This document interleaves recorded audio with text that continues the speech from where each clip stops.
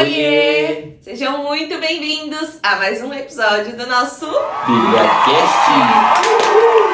E hoje, minha gente, é dia de começarmos um livro novo nesse canal. Já estamos na reta final, já bem dizer, e vamos ler o livro de 1 Pedro, lendo 1 Pedro 1, 2, 3, 4 e 5, e no final fazendo a nossa análise de tudo que a gente vai estar lendo hoje, tá? Então por isso que já te convido para ficar com a gente até o final e abrir a sua Bíblia aí em 1 Pedro 1. Pedro, apóstolo de Jesus Cristo, aos eleitos peregrinos dispersos no Ponto, na Galácia, na Capadócia, na província da Ásia e na Bitínia, escolhidos de acordo com a presciência de Deus Pai, pela obra santificadora do Espírito, para a obediência a Jesus Cristo e a aspersão do seu sangue, graça e paz sejam multiplicadas a vocês.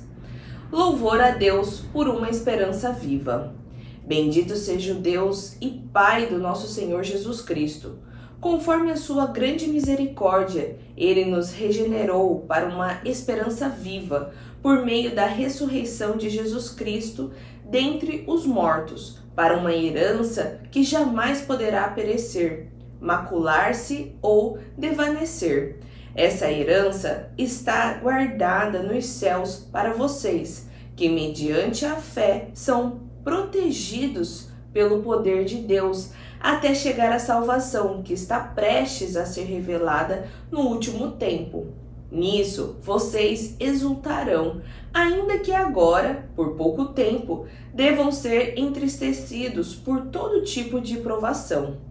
Assim acontece para que a fé de vocês, muito mais valiosa do que o ouro que perece ao ser provado pelo fogo, seja provada e resulte em louvor, glória e honra quando Jesus Cristo for revelado.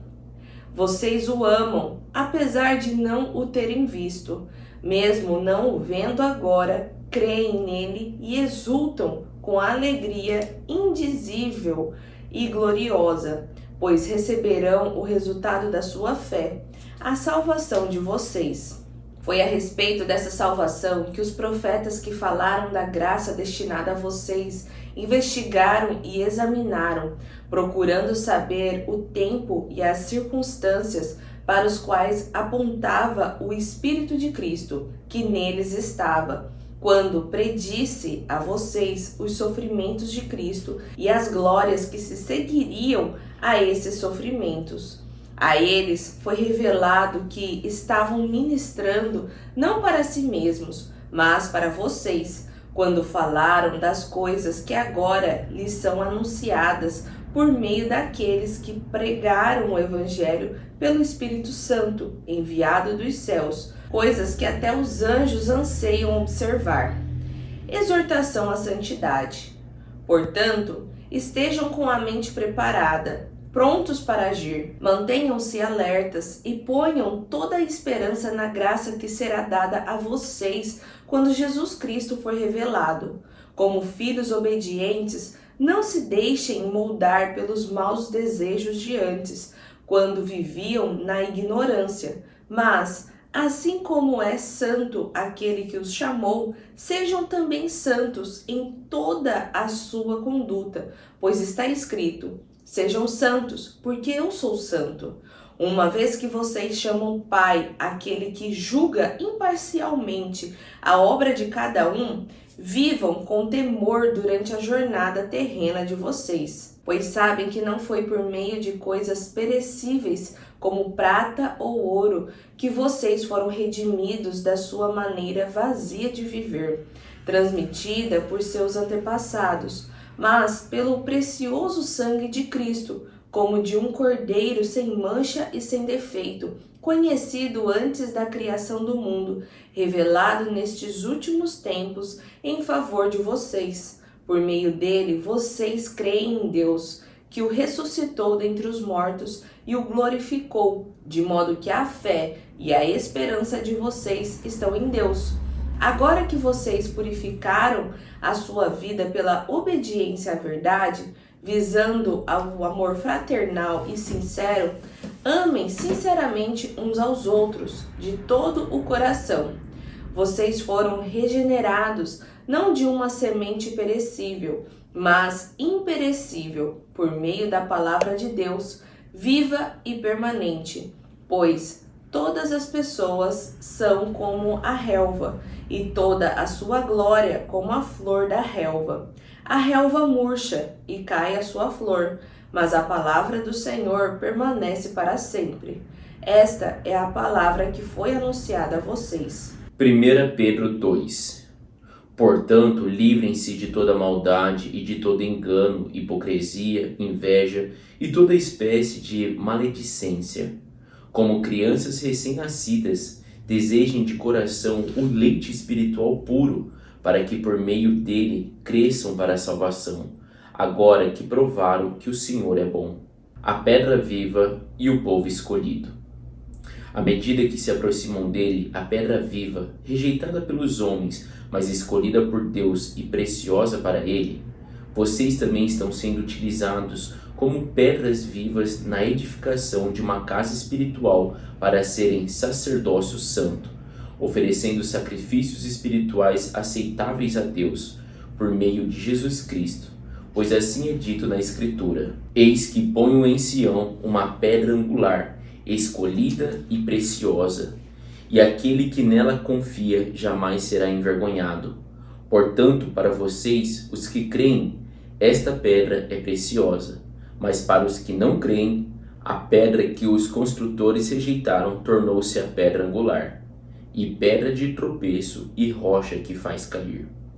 Os que não creem tropeçam, porque desobedecem à mensagem, para o que também foram destinados. Vocês, porém, são geração eleita, sacerdócio real, nação santa, povo escolhido de Deus, para anunciar as grandezas daquele que o chamou das trevas para a sua maravilhosa luz.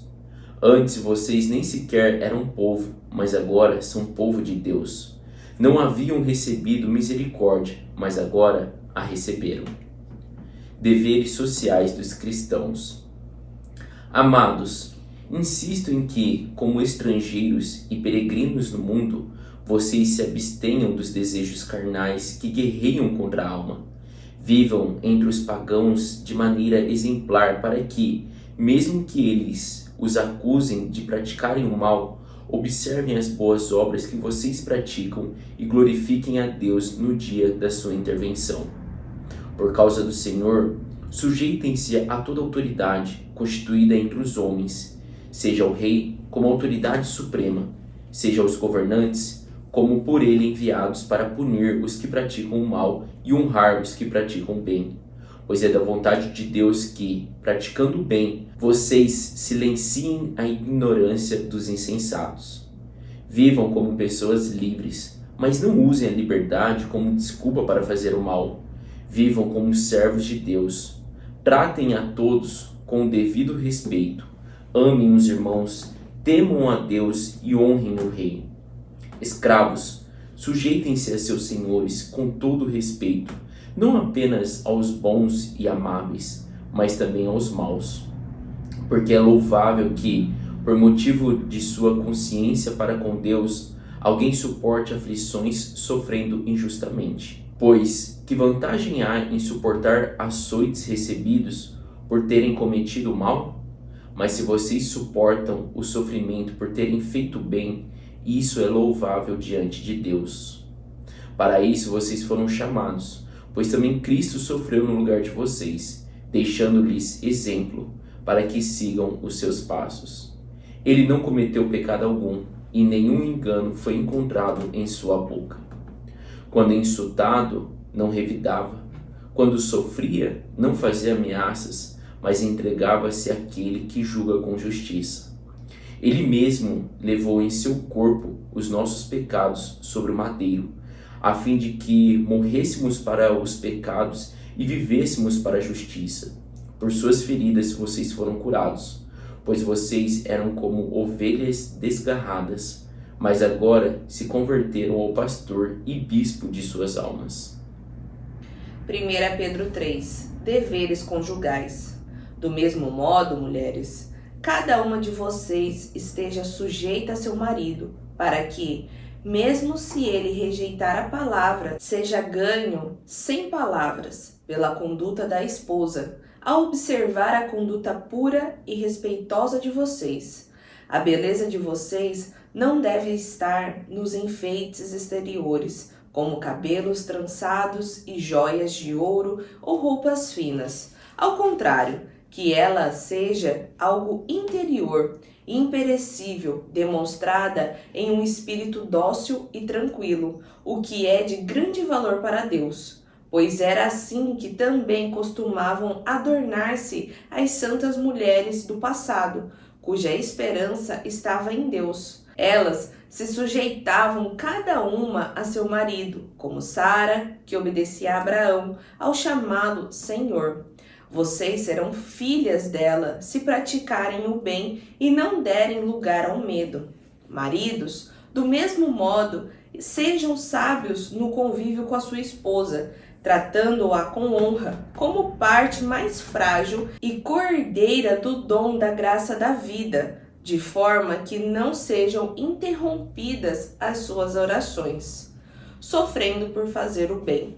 Quanto ao mais, tenham todos o mesmo modo de pensar, sejam compassivos, amem-se fraternalmente, sejam misericordiosos e humildes. Não paguem mal com mal, nem insulto com insulto. Ao contrário, bendigam, pois vocês sabem que para isso foram chamados, e assim receberão bênção por herança. Pois quem quiser amar a vida e ver dias felizes, guarde a sua língua do mal e os seus lábios de proferir mentiras. Afaste-se do mal e faça o bem.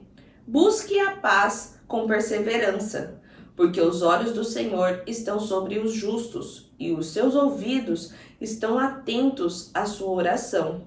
Mas o rosto do Senhor volta-se contra os que praticam o mal. Quem há de maltratá-los, se vocês forem zelosos na prática do bem?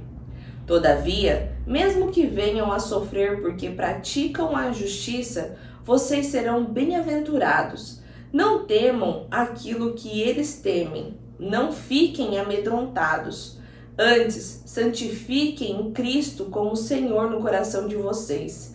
Estejam sempre preparados para responder a qualquer pessoa que pedir a razão da esperança que há em vocês. Contudo, façam isso com mansidão e respeito, conservando boa consciência, de forma que os que falam maldosamente contra o bom procedimento de vocês, pelo fato de estarem em Cristo, fiquem envergonhados das suas calúnias. Pois é melhor sofrer por fazer o bem, se for da vontade de Deus, do que por fazer o mal, porque Cristo também sofreu pelos pecados de uma vez por todas, o justo pelos injustos, para conduzi-los a Deus. Ele foi morto no corpo, mas vivificado pelo Espírito, no qual também foi e pregou aos espíritos em prisão, que há muito tempo desobedeceram, quando Deus esperava pacientemente nos dias de Noé, enquanto a arca era construída. Nela, apenas algumas pessoas, a saber, 8, foram salvas por meio da água. E isso é representado pelo batismo, que agora também salva vocês. Não a remoção da sujeira do corpo, mas o compromisso de uma boa consciência diante de Deus, pela ressurreição de Jesus Cristo, que subiu aos céus e está à direita de Deus. A ele estão sujeitos anjos, autoridades e poderes. 1 Pedro 4. Vivendo para Deus. Portanto, uma vez que Cristo sofreu corporalmente, armem-se também do mesmo pensamento, pois aquele que sofreu em seu corpo rompeu com o pecado, para que, no tempo que lhe resta, não viva mais para satisfazer os maus desejos humanos, mas sim para fazer a vontade de Deus. No passado, vocês já gastaram tempo suficiente fazendo o que agrada aos pagãos. Naquele tempo, vocês viviam em libertinagem, na sensualidade nas bebedeiras, orgias e farras, e na idolatria repugnante. Eles acham estranho que vocês não se lancem com eles na mesma torrente de imoralidade, e por isso os insultam. Contudo, eles terão que prestar contas àquele que está pronto para julgar os vivos e os mortos. Por isso mesmo o Evangelho foi pregado também a mortos, para que eles, mesmo julgados no corpo segundo os homens, vivam pelo Espírito segundo Deus. O fim de todas as coisas está próximo. Portanto, sejam criteriosos e estejam alertas. Dediquem-se à oração. Sobretudo, amem-se sinceramente uns aos outros, porque o amor perdoa muitíssimos pecados. Sejam mutuamente hospitaleiros, sem reclamação. Cada um exerça o dom que recebeu para servir os outros, administrando fielmente a graça de Deus em suas múltiplas formas. Se alguém fala, faça-o como quem transmite a palavra de Deus. Se alguém serve, faça-o com a força que Deus provê, de forma que em todas as coisas Deus seja glorificado mediante Jesus Cristo, a quem sejam a glória e o poder para todos sempre. Amém. Sofrendo por ser cristão. Amados, não se surpreendam com o fogo que surge entre vocês para os provar, como se algo estranho lhes estivesse acontecendo. Mas alegrem-se à medida que participam dos sofrimentos de Cristo, para que também, quando a sua glória for revelada, vocês exultem com grande alegria.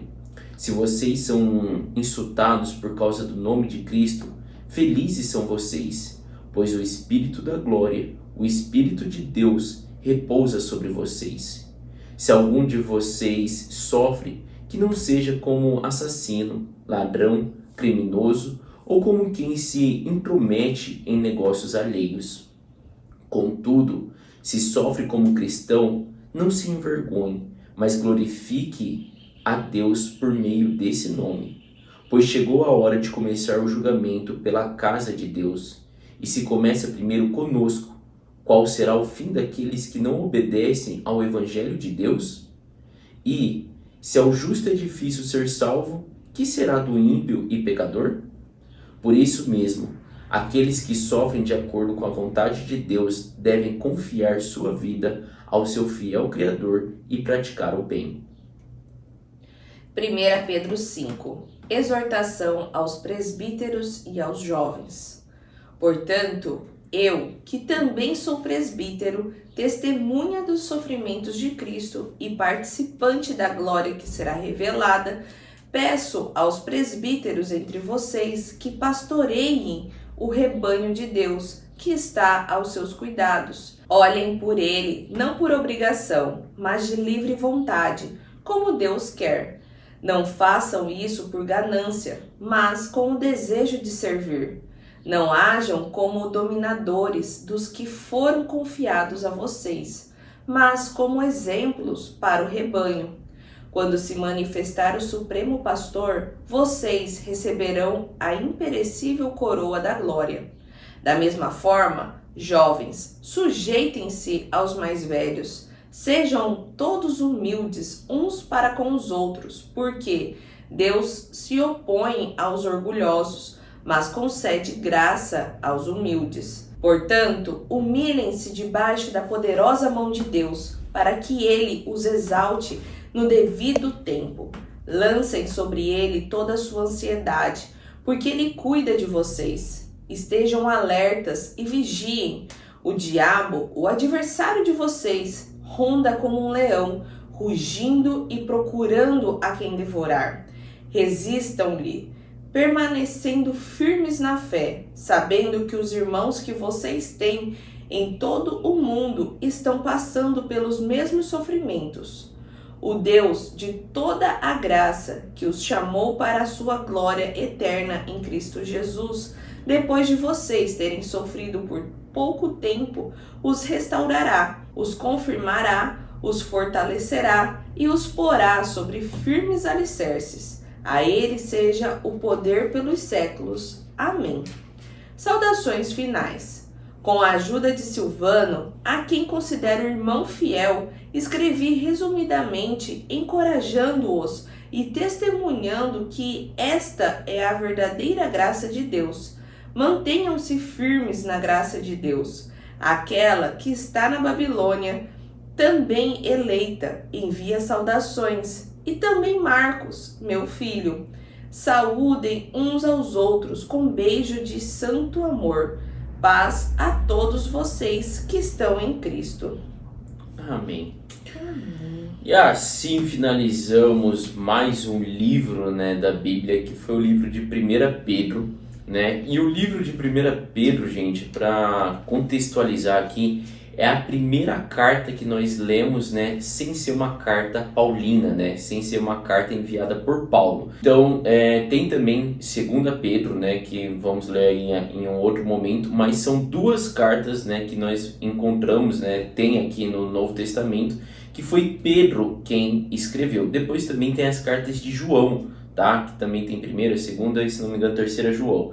Então, assim, são esse finalzinho ali da Bíblia, é interessante da gente entender, porque o tempo inteiro, né, do Novo Testamento, ali após os evangelhos, os 4 evangelhos, a gente vem lendo sobre as cartas de Paulo, né, Atos ali, que foi Lucas quem escreveu, mas que conta, né, metade de Atos vai contando ali sobre o caminhar, as missões de Paulo, e as cartas do tempo inteiro foram as cartas que Paulo escreveu. E hoje a gente leu a primeira carta, né, que não é de Paulo, mas só deixando claro que tem outras cartas também, né, que não foi Paulo que escreveu. Mas essa foi a primeira carta de Pedro. E é interessante também deixar claro que é uma carta direcionada aos gentios, como Paulo também fazia. Era um trabalho aqui direcionado aos gentios. Quando ele coloca até ali no versículo 1, né, aos eleitos de Deus, peregrinos dispersos no Ponto, na Galácia, na Capadócia, na província da Ásia e na Betínia.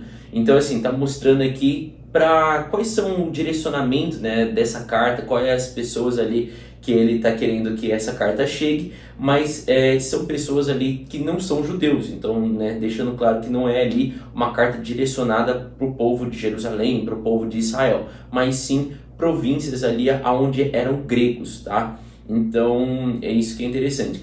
É discutido um pouco sobre realmente ali quem escreveu, tá? Se foi realmente Pedro, porque fala que essa carta, quando você vai atrás dela, pega ela original, o uso do grego ali era muito bom, né? Foi usado assim palavras muito boas, como alguém realmente que era grego, né? E até isso é discutido porque Pedro, ele não sabia, né, escrever grego, ele não era, né, gentil. Então se discute se realmente era, mas até uma das possibilidades mais aceitas é que realmente ele tinha ali um companheiro junto com ele que sabia muito bem sobre o grego, né, e escreve a carta, porque as cartas direcionadas aos gentios tinham que ser escritas em grego, e os israelitas em si, né, eles sabiam mais escrever ali em hebraico ou aramaico, né? Então por isso que tem um pouco dessa discussão, mas a gente vê pelo título, né, que ele já coloca Pedro, apóstolo de Jesus Cristo. Então ele já nomeia ali, né, ele escrevendo. E esse Pedro é o mesmo Pedro, gente, que caminhou com Jesus Cristo, que foi discípulo dele, né, que ali foi realmente trocado de nome também, que era Simão e tal, que vinha ali, né, da pedra angular. E isso é interessante que na leitura a gente vê ele também colocando sobre isso, trazendo, né, esse significado ali e essa responsabilidade da pedra angular.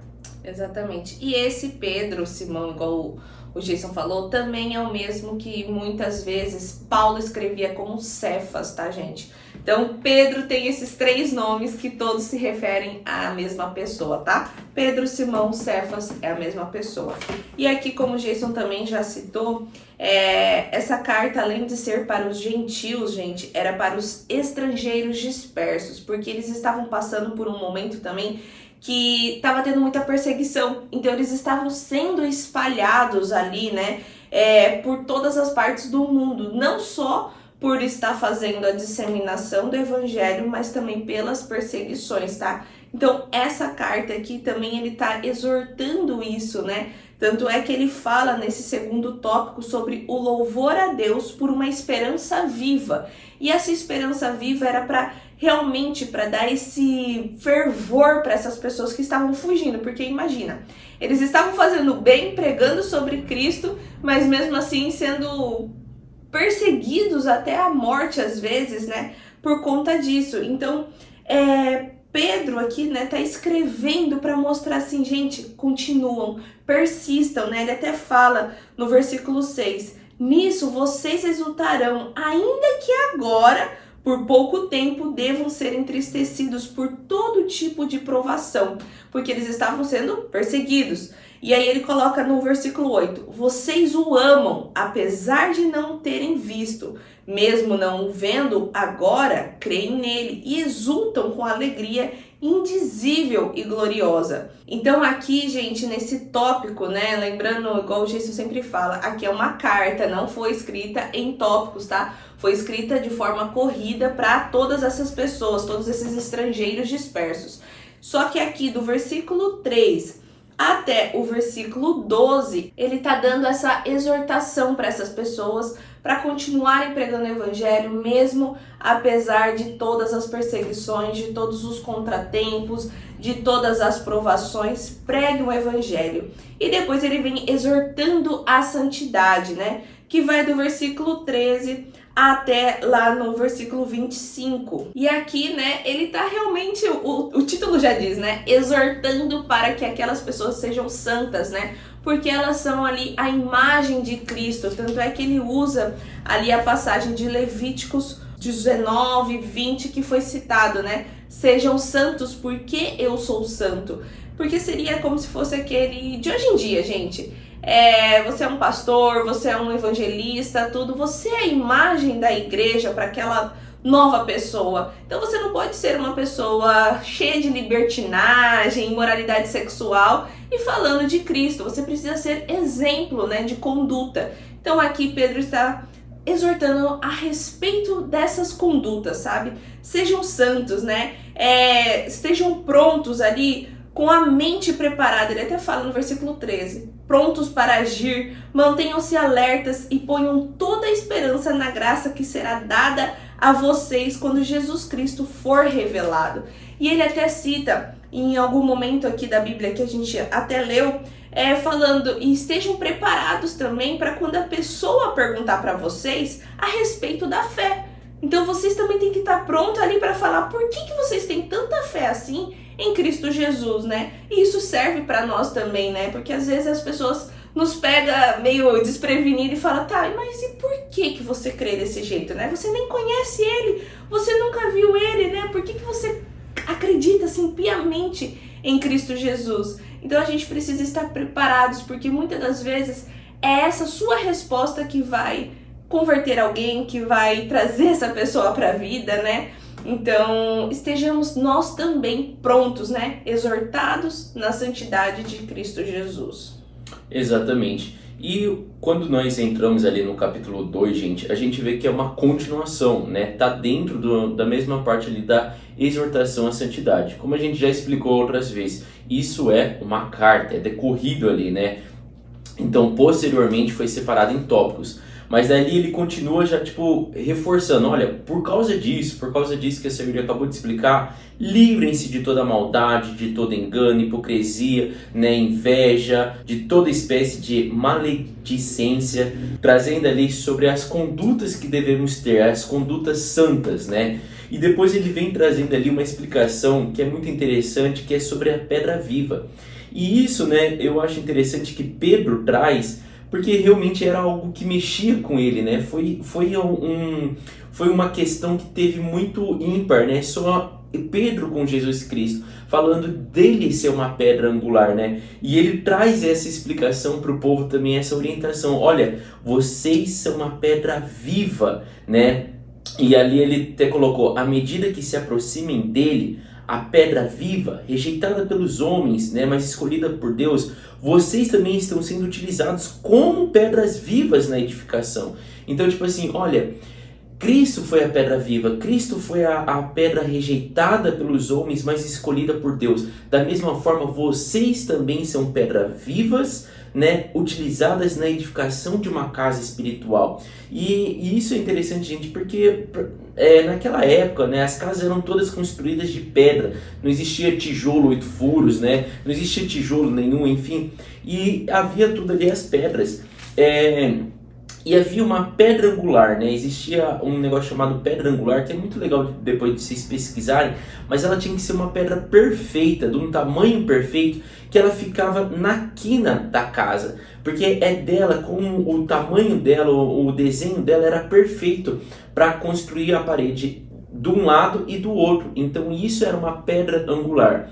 Só que era muito interessante porque a pedra angular, para a edificação das paredes, ela era inútil, não dava para usar ela, porque ela era uma pedra utilizada somente para quina, somente para edificar, somente para subir uma coluna, tá? Exatamente, mais ou menos isso. Então por isso que ele fala, olha, a pedra rejeitada pelos homens, porque realmente uma pedra angular, se ela não fosse usada ali para iniciar aquela construção naquela quina, ela era inútil, ela era dispensada, né? Ela não dava para servir para outra coisa. No entanto, ela era essencial para usar numa quina, para usar no começo da edificação. Então ali que ele fala, né? Também trazendo esse entendimento ali sobre a pedra angular, que daí ele traz no versículo 6, pois assim é dito na Escritura, eis que ponho em Sião uma pedra angular e preciosa, escolhida e preciosa, e aquele que nele confia jamais será envergonhado. Então, mostrando, olha gente, Cristo é a pedra angular, Cristo foi essa pedra escolhida, né? E daí até ele continua ali depois no 7 falando, a pedra que os construtores rejeitaram tornou-se a pedra angular. Então, para vocês entenderem todo esse contexto aqui que estava envolvido, porque os construtores, né, eles só usavam ali, né, a pedra se ela fosse para o começo. Depois, né, de começado, para continuar a parede, a pedra angular era rejeitada, ela de nada servia, né? Mas ali está falando, Deus escolheu Cristo como sendo a pedra angular, sendo o fundamento para crescer a igreja, né? E nós somos pedras vivas que vão edificando. Então nós, né, somos colocados ali como o restante do tijolo, né? Na construção de hoje em dia, como Cristo fosse uma coluna e nós fôssemos os tijolos colocados ao lado para edificar a casa, né? Ali até ele coloca a casa espiritual, que é no versículo 5, né? Vocês também estão sendo utilizados como pedras vivas na edificação de uma casa espiritual, para serem sacerdócio santo, oferecendo sacrifícios espirituais aceitáveis a Deus por meio de Jesus Cristo, né? Então isso tudo, deixando claro que ele ainda está dentro ali daquele contexto, né, que a senhora falou, da exortação à santidade, trazendo para nós a responsabilidade também de sermos pedras, de sermos necessários para a edificação da casa espiritual de Deus, né? Então, até ali no versículo 9, ele ainda reforça, né? Vocês, porém, são de geração eleita, sacerdócio real, nação santa, povo escolhido de Deus para anunciar as grandezas daqueles que o chamou das trevas. Então, trazendo para nós essa responsabilidade de termos a vida santa, de buscarmos, porque muitas vezes a gente fala, pronto, eu aceitei Deus e agora está tudo certo, agora eu vou seguir minha vida, né? Como a Sayuri falou, a carta de Pedro estava direcionada para as pessoas que estavam ali se perdendo, né, em meio aos gentios. Então, era realmente palavras ali de exortação. E depois, né, no versículo 11, até em diante, ele vem falando sobre os deveres sociais dos cristãos, né? Então ele vem tratando algo muito similar que a gente já viu também Paulo tratando, sobre os deveres, as condutas, né, que os cristãos têm que ter. Porque é muito fácil você falar, sou cristão, fui batizado, mas a sua conduta, né, o seu dia a dia é totalmente contrário daquilo que realmente é viver uma vida em Cristo. Então ele está trazendo essa orientação para nós, né? Então ele fala ali, amados, insisto, né, que como estrangeiros e peregrinos no mundo, vocês se abstenham dos desejos carnais que guerreiam contra a alma, né? Então saiam desses desejos, né? Então para de praticar o mal, façam as boas obras, né? Vivam uma vida conforme, né, o que realmente Jesus Cristo deixou como exemplo para nós. E uma parte que me chama muita atenção é o versículo 16, que ele fala assim, vivam como pessoas livres, mas não usem a liberdade como desculpa para fazer o mal, né? Vivam como servos de Deus, tratem a todos com devido respeito, amem os irmãos, temam a Deus e honrem o rei, né? Então, tipo assim, nós somos livres, né? Jesus Cristo, o sacrifício que ele fez, né, na cruz é para nos trazer a liberdade. Não somos mais escravos do pecado e temos uma vida livre, mas não use a liberdade como desculpa para fazer o mal, né? Então eu acho uma parte sensacional ali. Depois ele vem falando no 18 sobre os escravos, que é o que eu falei, muito parecido que Paulo tratou em algumas cartas sobre as condutas, que ele falou, olha, escravos, sujeitem a seus senhores com todo respeito, não apenas aos bons e amáveis, mas também aos maus, né? Por você ser um escravo, né? E mesmo saber que você é livre, né, nesse mundo, porque Cristo te deu essa liberdade, mas sujeitem-se a seus senhores, obedeçam a eles, né? Então trazendo toda essa a reflexão ali. E daí no 23 ele fala, né? Quando insultado, não revidava. Quando sofria, não fazia ameaças, mas entregava-se àquele que julga com justiça, né? Então aqui mostrando também como Cristo foi, o exemplo, né, que Cristo deixou para nós, né? Que ele ali, né, sendo o filho legítimo de Deus, né? O nosso Deus aqui na terra, né? Aquele que fez tudo por nós, né, que como, né, Judas acreditava que Cristo ia vir como ali um grande rei destruindo tudo, né, mas ele tendo todo o poder dele, ele se esvaziou de tudo isso e encheu da glória de Deus, né? Então quando ele era insultado, ele não revidava, tendo, né, o maior dos maiores poderes, ele jamais revidou. Quando sofria, não fazia ameaças, mas entregava-se, né? Entregava-se para aquele que julga com justiça. E depois a gente vai em 1 Pedro 3, né, falando sobre os deveres conjugais. E assim como o Jason citou, né, esse também é um tema que Paulo tratou muito em várias cartas dele, falando sobre os deveres da mulher e do marido, né? E eu achei muito bacana como ele começou aqui falando que a mulher, ela deve, né, ser sujeita a seu marido, para que mesmo se ele rejeitar a palavra, seja ganho sem palavra, pela conduta da esposa, ao observar a conduta pura e respeitosa de vocês. Mostrando assim, gente, nós somos, vamos dizer assim, o esteio da nossa casa. Que às vezes o nosso marido pode se desviar, mas o que cabe a nós, né? Manter a nossa conduta pura, manter a nossa conduta ali respeitosa, mesmo eles agindo errado, você ter respeito por ele e ali ele meio que olhar e falar assim, meu Deus, né? O que ela crê, o que ela carrega para mesmo eu fazendo isso, ela ainda se manter. Só que não é naquela situação, gente, de nossa, eu apanho ou ele faz coisas comigo e eu vou estar aqui continuando clamando ou coisa do tipo. Não é a respeito dessas extremidades, tá? Mas sim a respeito de você não ser a mulher briguenta, rixosa, sabe? Ser a mulher de provérbios ali, a mulher que cuida, que zela pela tua casa e que mesmo em meio à tempestade você ainda coloca a sua esperança no Senhor, da salvação do seu marido, sabe? Então, essa parte é muito preciso que leiamos e entendamos para estar aplicando na nossa casa, porque hoje em dia, né, tá muito essa parte do feminino aflorado, as mulheres são fortes, independentes, e acaba se perdendo muito o papel da mulher dentro da casa, o papel da mulher em zelar ali pelo seu marido, né? E ali, por esse zelo, é como se fosse lá a conversão de Paulo, quando ele permitiu que Estevão fosse apedrejado e mesmo naquele momento ele olhou e falou que perdoava ele, né? E aquilo ficou matutando na cabeça dele. Então, seria meio que nesse estilo, né? De a pessoa ver nos seus olhos, na tua conduta, Cristo em você, né? Tanto é que isso ele fala no próximo tópico ali sobre sofrer por fazer o bem. Mas eu já chego nessa parte aí.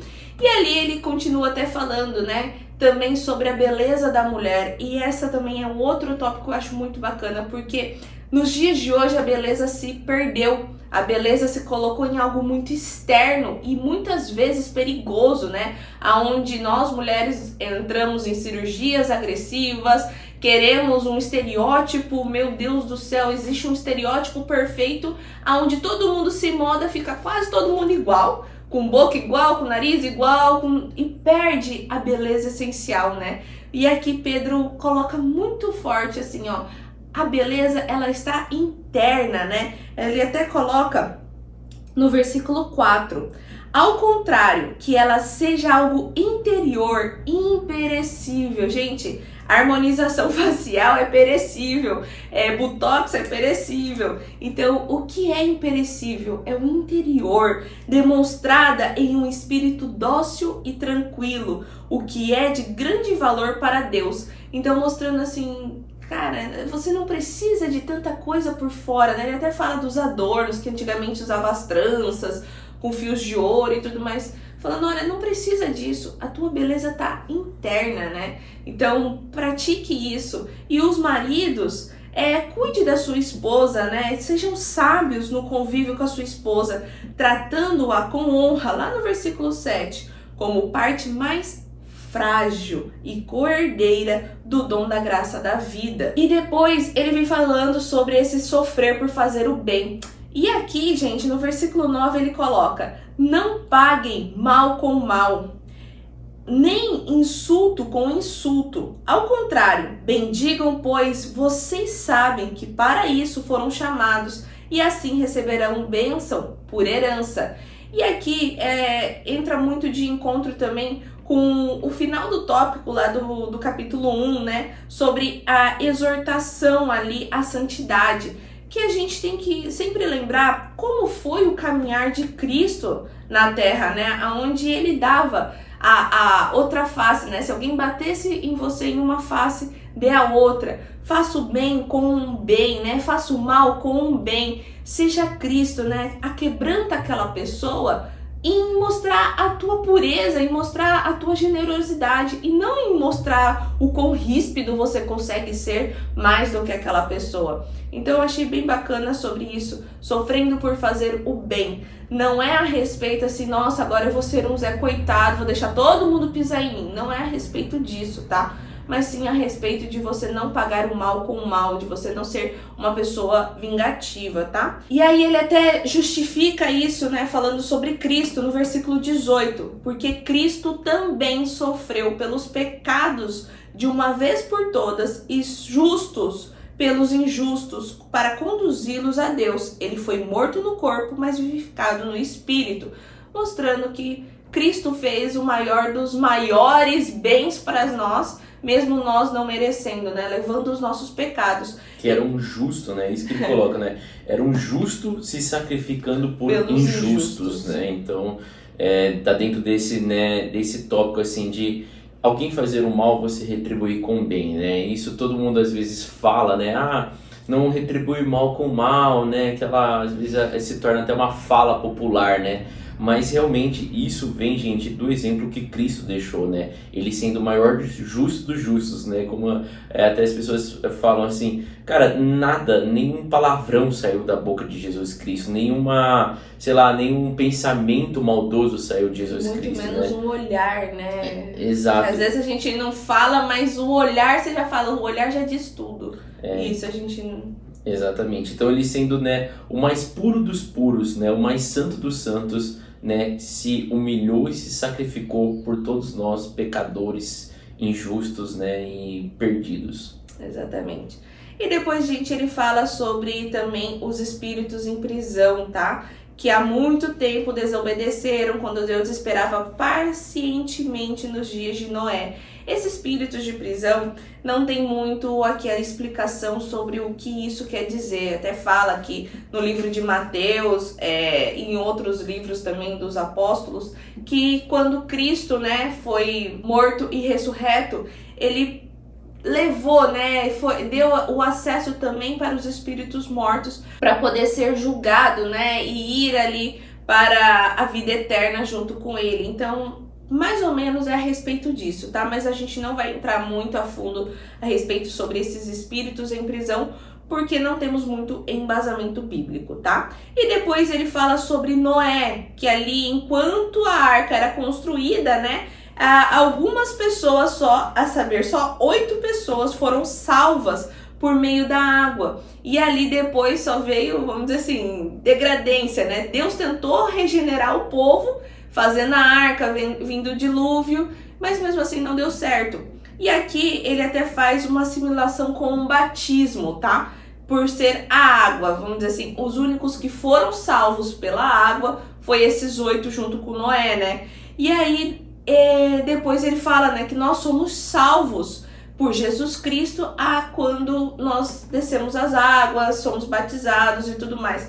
Mas não quer dizer que é a água em si que nos salva, tá? Isso daí é só um simbolismo. O que nos salva é a nossa fé em Cristo Jesus, que quando a gente desce as águas, dando aquele passo, sabe? Deus deixou ali, né, a conduta para que nós recebêssemos, né, o Espírito Santo ali conosco, né, que recebêssemos a Cristo na nossa vida. Então ele deixou essa conduta. Então seria assim, eu te deixo, então eu preciso da tua contrapartida, que é essa parte de você receber o batismo nas águas, tá? Mas não se fixa ali de falar assim, nossa, é só se eu descer na água que eu sou salvo, coisa do tipo. Primeiro você precisa reconhecer Cristo na tua vida e depois você fazer esse ato, tá bom?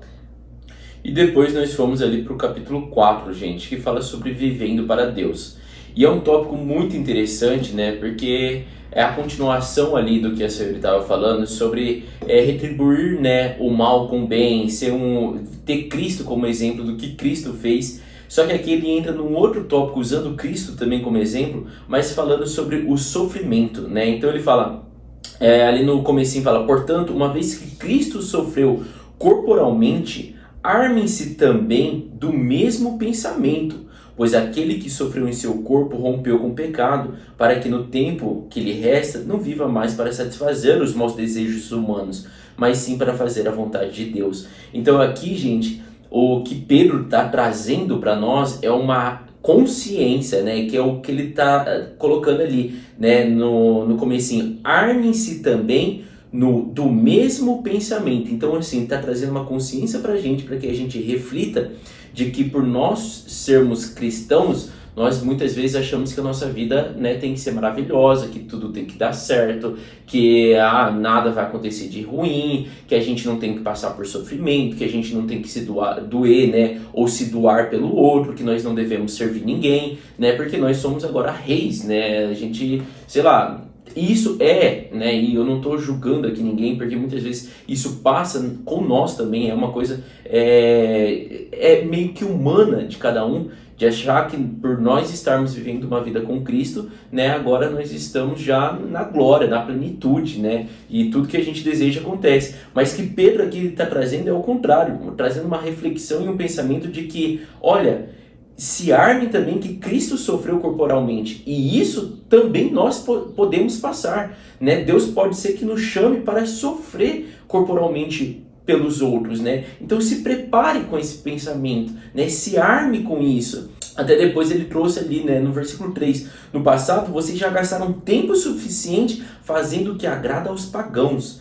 né? Agora, nessa nova vida, né, que vocês estão vivendo a vida em Cristo, gastem o seu tempo satisfazendo a vontade de Deus, né? Então tenham esse pensamento, e pode ser que a vontade de Deus seja um sacrifício corporal para você. A gente tem que entender, gente, assim, um sacrifício corporal, sei lá, a gente pode ser que pense como um sofrimento, assim, né? Mas tem que entender a vida ali que Paulo tinha também. Tipo assim, cara, ele foi açoitado, ele foi apedrejado, né? Ele caminhou, sei lá, quantos quilômetros para pregar o evangelho. Isso é um sofrimento corporal, sim. Então, tipo assim, isso não é uma resposta a todos vamos sofrer. Pode ser que Deus chame alguns, pode ser que Deus chame outros. Mas Pedro está trazendo aqui na carta dele esse pensamento do que, olha, se prepare, se arme desse pensamento, né? Porque pode ser sim que você venha a ser chamado por isso. Então você pode sofrer açoites, você pode, né, sofrer ali restrições, né? É o que ele fala ali, gente, no versículo 4. Eles acham estranho que vocês não se lancem como eles na mesma torrente de moralidade e por isso os insultam, né? Então, tipo, mostrando, olha, vocês podem sofrer, né, esses insultamentos, esses açoites, essas perseguições, mas se prepare, Cristo sofreu isso, né? Paulo estava sofrendo isso. Pedro, aqui eu não sei se ele estava passando por algum processo desse semelhante, mas ele estava trazendo essa reflexão, esse crescimento espiritual, né? Até ali no 9, depois ele fala, né? Portanto, sejam criteriosos e estejam alertos, dediquem-se à oração, né? No comecinho do versículo 7 ele fala, o fim de todas as coisas está próximo. Então, por isso, se armem disso, sejam criteriosos, estejam alertas, dediquem-se à oração.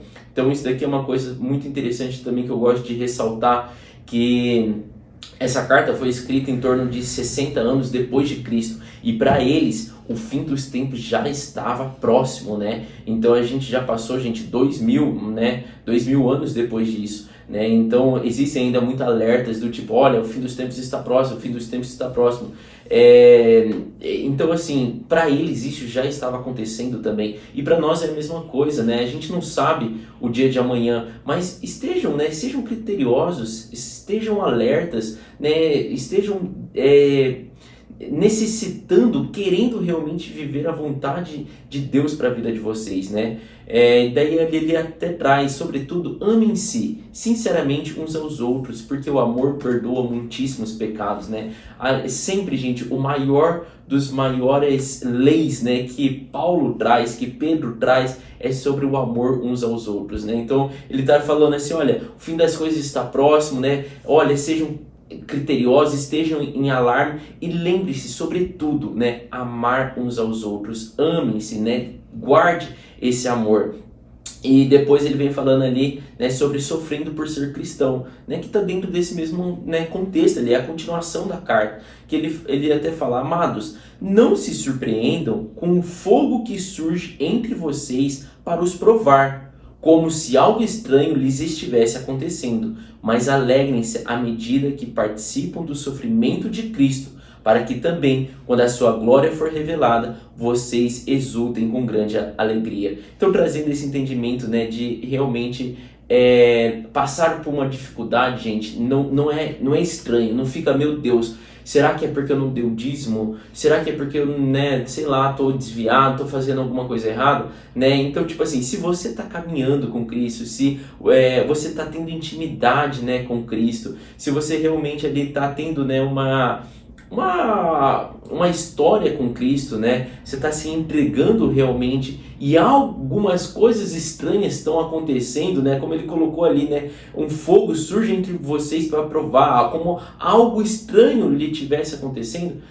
Não se preocupe, né? Esteja realmente alegre, sabendo que você está participando do sofrimento de Cristo. Eu acho que assim, uma das coisas que a gente tem que ter mais, assim, como exemplo, né, de um pós-Jesus Cristo é Paulo, gente. Paulo, tipo, escrevia carta, visitava, tava ali fazendo, né, o evangelho crescer, e o quanto ele estava sofrendo. Você acha que às vezes não passava na cabeça de Paulo de tipo assim, meu Deus, será que eu estou fazendo algo de errado, né? Por que eu estou sendo preso? Por que eu estou sendo açoitado? Por que eu estou sendo apedrejado? Né? Paulo ainda fala, né, eu ainda tenho alguma tristeza no meu coração, mas eu me alegro de saber que, né, o evangelho está crescendo, eu me alegro de saber que logo eu estarei com Cristo. Então é isso também que Pedro está trazendo, né? Não deixe que alguns sofrimentos, né, te atrapalhem ou te deixe, né, esmurecido, mas se alegre sabendo que você está participando do sofrimento de Cristo e que em breve você será glorificado, né, assim como Cristo foi glorificado.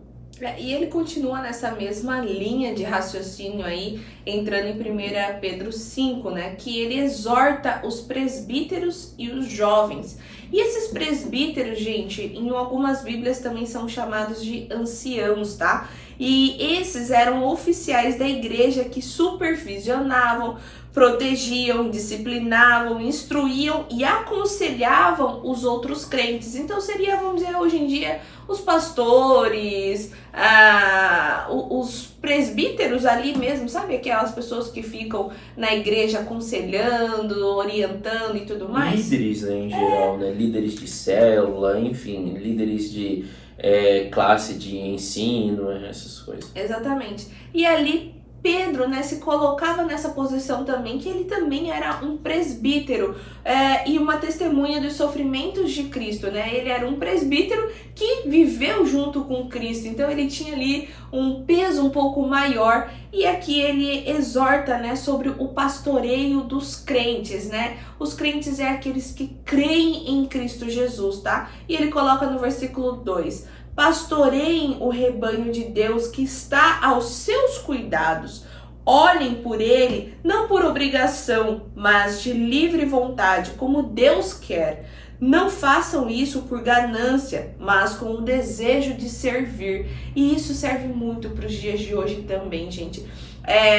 O pastoreio, né, o orientar, o direcionar de um novo convertido, isso é muito importante, né? Nós devemos fazer isso não só quando você tá na igreja, eu não tenho nenhum cargo de liderança, não. Se uma pessoa te vê e se inspira em você, né, para ler a Bíblia, para perguntar da palavra, coisa do tipo, você é um pastor daquela pessoa, né? Você é um presbítero daquela pessoa, vamos dizer assim. Então cuide dela, porque Deus está encaminhando ela para você, sabe? Então não faça isso por uma obrigação, mas de um coração aquebrantado, de falar assim: nossa, Deus, obrigado, mas me capacita para eu poder estar orientando essa pessoa. Faça de bom coração, não faça com segundas intenções, não faça esperando que tenha alguma retribuição de Deus, eu tô fazendo aqui, hein? Olha aqui como eu tô falando com essa irmã, tô perdendo um bom tempão aqui, ela não tá entendendo nada, mas eu tô aqui, hein? Deixa já guardado o meu lugar. Não faça as coisas esperando algo em troca, porque daí você perde toda a graça daquele negócio que você tá fazendo, né? Faça de bom coração, não como obrigação, mas como se fosse um serviço ao Senhor que vamos dizer assim, pra você é imerecido, sabe? Você é uma pessoa falha, cheia de pecados, mas mesmo assim ele tá te mostrando quão bom você é para estar servindo a ele, sabe, na obra. Então ele até coloca assim: não faça as coisas com ganância, né, desejando servir ali, porque também tinha as pessoas que cobravam para estar servindo, tá, gente? Então aqui ele tá exortando muito essas pessoas.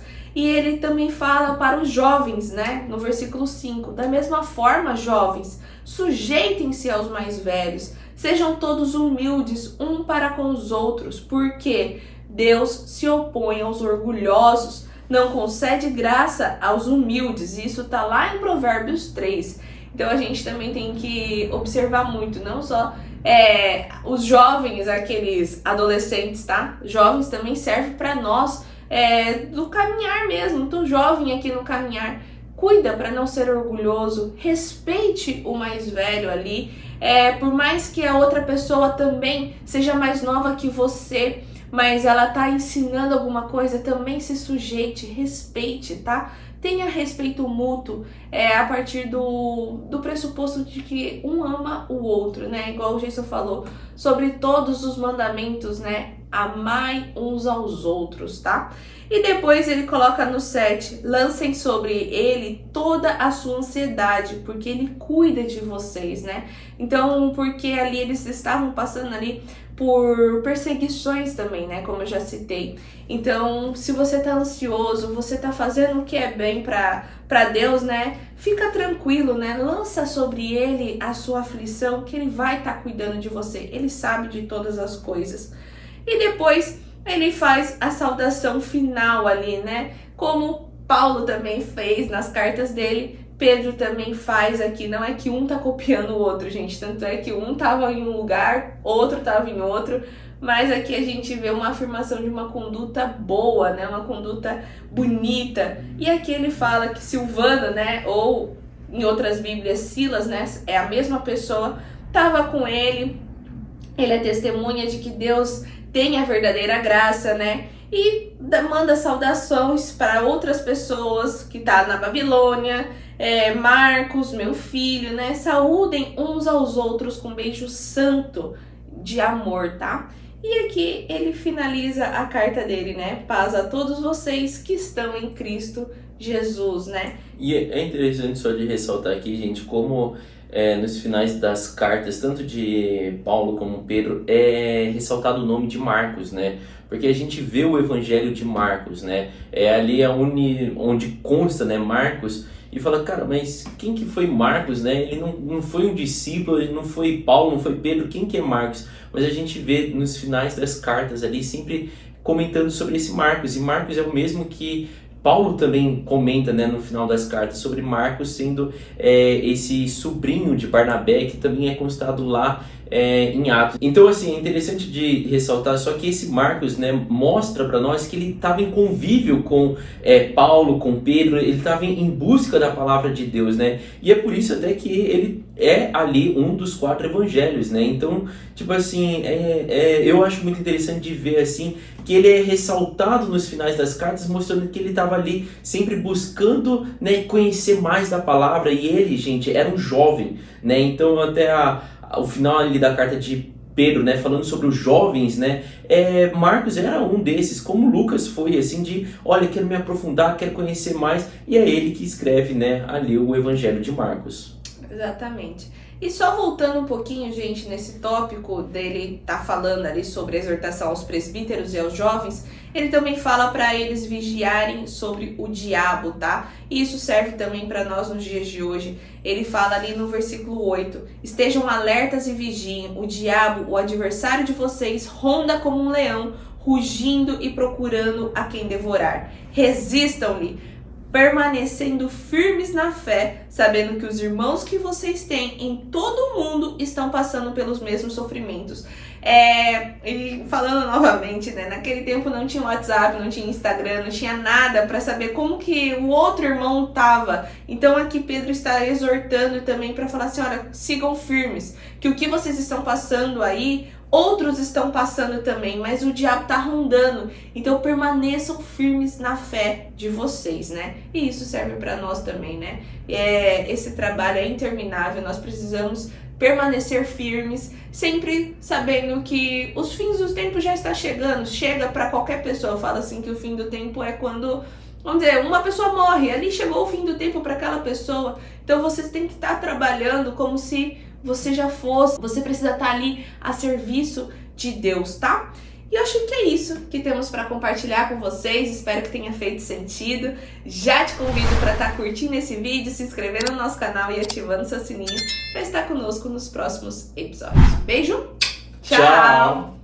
Oiê! Parabéns! Você concluiu mais um episódio do nosso BíbliaCast. Aqui do lado eu já deixei o quê? Nosso canal para você estar se inscrevendo e aqui abaixo o sininho para você já deixar ativado e ser notificado sempre quando a gente lançar o próximo episódio. E o próximo episódio já tá aqui também para você estar assistindo e crescendo cada vez mais espiritualmente, viu? Então vai lá, já clica aqui e já assista o próximo episódio. Nos vemos! Tchau!